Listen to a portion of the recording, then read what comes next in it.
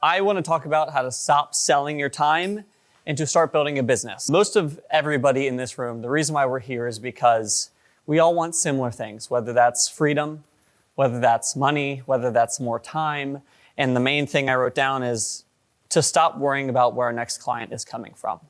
A gap between where we are now and where we want to be. My name is Logan Tremellen. I'm the founder of Tremellen, a video marketing company in Lancaster, Pennsylvania. Started it 7 years ago, only did action sports at the time. Actually traveled the entire country, filmed a bunch of professional athletes, worked for Honda, Chevy Racing, Chevrolet, a bunch of big brands. And then 3 years ago, I transitioned to business-only work. And today, my only goal of this entire talk was to be as simple as possible, but to share 3 big pillars that really helped me close that gap from where I used to be. I remember struggling to get work and desiring where I wanted to be and being able to just slowly get closer to that. And eventually you'll get the thing that you want, and then you create that new plan for yourself, that new vision, and then you have a new gap. So the first thing is positioning. So if you heard in how I introduced myself, I call myself founder, creative director of Tremellen. I didn't say I'm a videographer. And that's intentionally. I intentionally chose how I brand myself because it's worth so much more to the marketplace if you're bringing so much more than just a guy who shows up with a camera. When I work with clients, I am a partner. We are a company that helps them achieve their goals. I'm not just a guy that shows up with a camera. And that's a big difference. And I think most creatives stay broke because they're just selling time. They're just selling their time for 20 bucks an hour, 50 bucks an hour, 100 bucks an hour.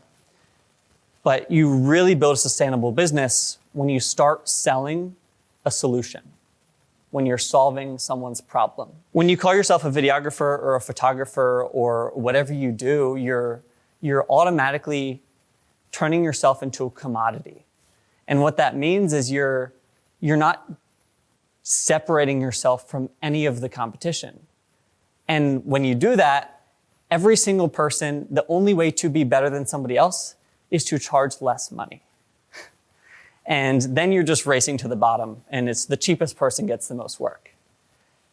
But when you position yourself differently, when you start selling business problems, like I get on calls with clients, and it's not about me, it's not about video specs, it's not about the cameras I use, it is just talking about them. Like, what is your problem? And I showed you, I put up some of the discovery questions I ask on a slide coming up. But you need to stop selling art and start selling a business asset. So when a client comes to you, they don't want a video.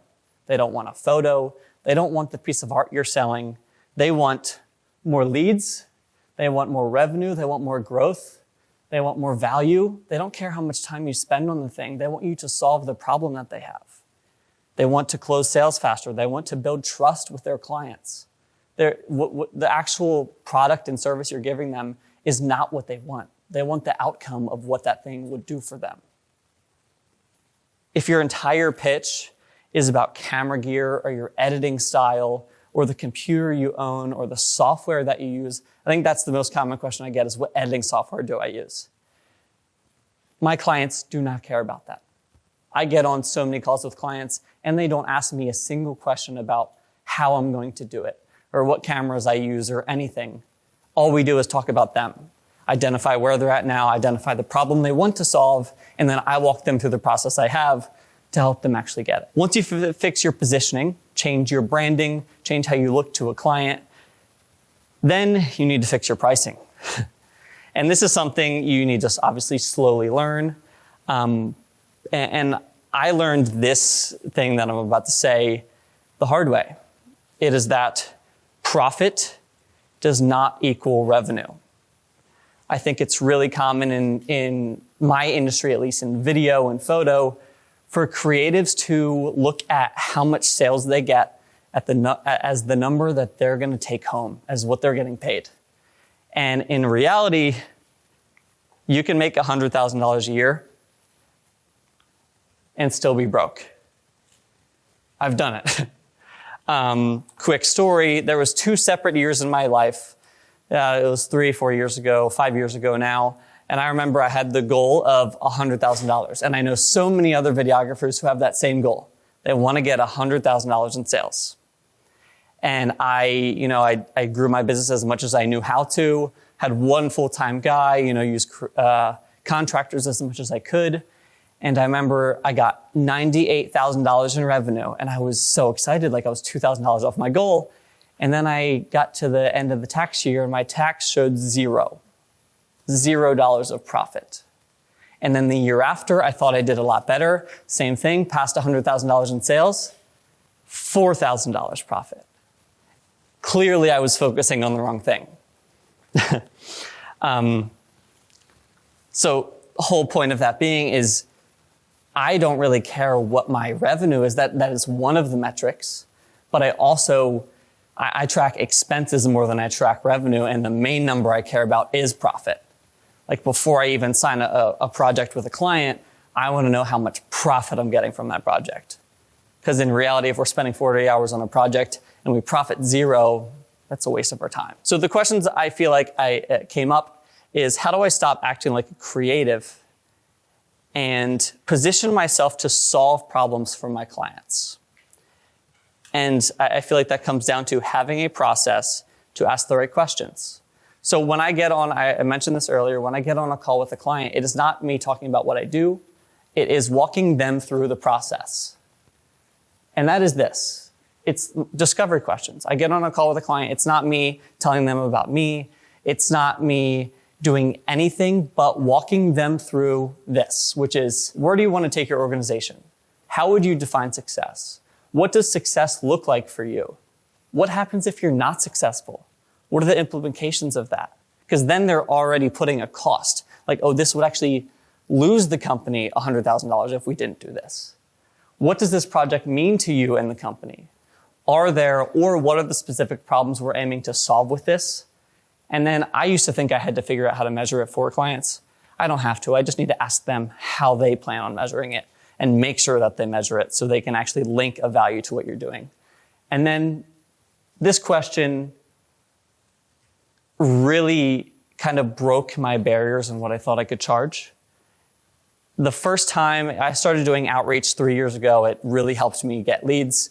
But I had that question at the very end of my calls. And previously, before this, I was charging a couple $100 a video, I would meet a new client and I would be like, in my head, I'm like, oh, I'm going to pitch $400 for this project, And I got on a call with a bigger company than I've ever worked at before. I was going to charge $2,000 for a project, and that for me was a lot of money. And I asked them what budget they had in mind. And they had $8,000, And for the next year of my business, I didn't put any pricing in a client's mind because I didn't know what it was worth to them. Like, that video to me was 10 hours, but that video to them was $500,000 in sales. So why should I limit what I should charge? Because that's what it's worth to me. All that matters is what it's actually worth to them and their organization. So still to this day, I ask that question, but now I don't just have, no idea what I'm going to charge. I actually have really locked in pricing and packages, but now I ask them what their budget is, and then I start there. And then when I build packages for clients, I never just give one pricing option. I always give 3, but the budget that they give me is the lowest package I tell them. And then I give them 2 upsells. Actually, I had a pitch this morning. The 2 upsells were a way to solve a problem that the client didn't even know they had. And they're going to spend double with me just because I brought up a different idea. When I work with businesses only, so that does definitely change the game. I used to only work with families, so I can charge way more because I'm tying their business outcome, the problem that they have in their business, to the solution that we're giving them through video. And the final piece is process.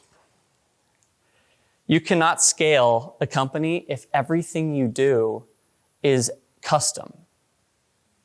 You need to productize your service. And all that means is you need to build in repeatable systems, repeatable pricing packages, and processes that you go through. We heard about it a little bit earlier with every single client. If I showed you, I use Notion for all my internal stuff. If I showed you my internal client project, I have a checkbox for every single little thing that we need to do for a client. Every email we send them, when I send the invoice, every communication, everything I do internally, it is all literally just a checklist. Building that process in. So now this is overview of my entire process. First, get on a call, ask them discovery questions, have a call to review the proposal. I don't just send a proposal via email, ever. I always get on a call or even in person and go through the proposal with them. I walk through everything that it means, every recapping. I show them the different pricing packages, a little bit about us. I show them work that we've done that's similar to what we're going to do for them. I show them reviews. I show them other clients that we've worked with just like them. And then I'm there. If you just send a proposal via email, they just go straight to the pricing page. They don't care at all about anything. Every single time, they go straight to the pricing page. And that's how you just make yourself a commodity again. I ask for all of the money up front. Sounds like such a dumb thing, but for my entire life in business until I started doing that, I thought I had to charge 50% up front, 50% at the end, or, a different type of payment term. And then I thought about it. I'm like, why am I putting out a couple grand in resources and time to fulfill on a project? I'm like, when these clients don't even ask for 50-50, So I remember thinking of this. I was like, let me just ask for all of it. Let me see what they say. And 80% of clients now pay all of it. And every now and then, if it's a nonprofit or a different company for whatever reasons want to split payments, more than happy to do it.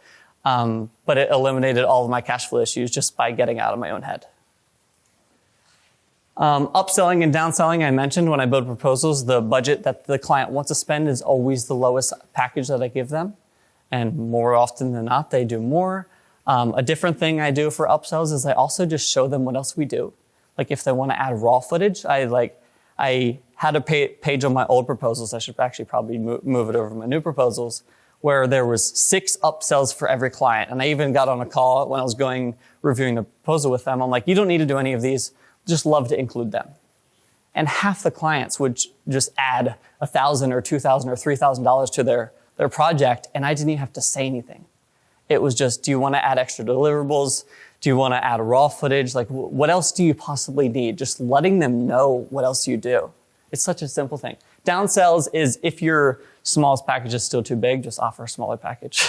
Sending the contract to invoice, doing the work and delivering, asking for reviews. Every client that I do, I send an email after asking for a review in exchange for a $10 Starbucks gift card.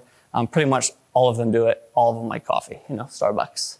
Or I'll buy them lunch. I don't care. A review is well worth $10 or $15 or $20, $50 to me. So more than happy to give them something.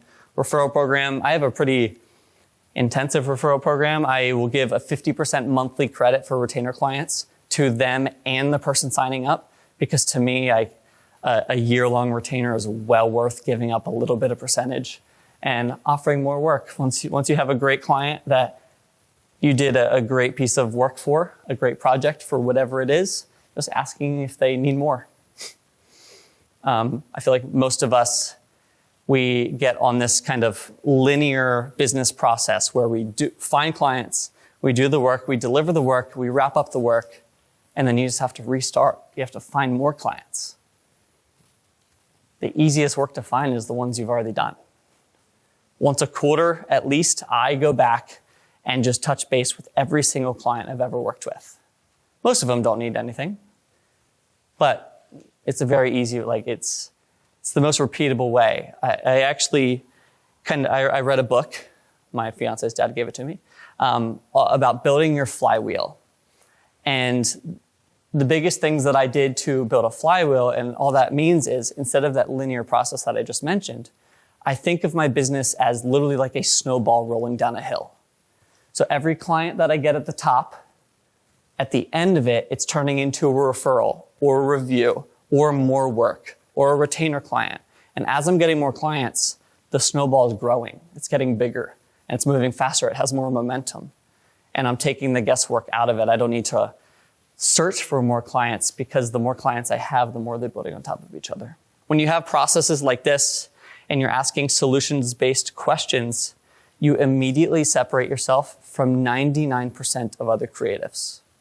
You're not a commodity anymore. It makes you unique.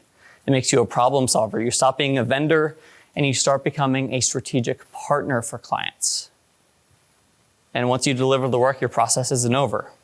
You have a system in place to ask for referrals, upsell them into a retainer or more work. That's how you build a sustainable business.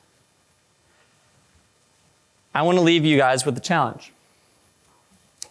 On the very next proposal that you send out, if you're in a similar field as me, if not, take this with a grain of salt.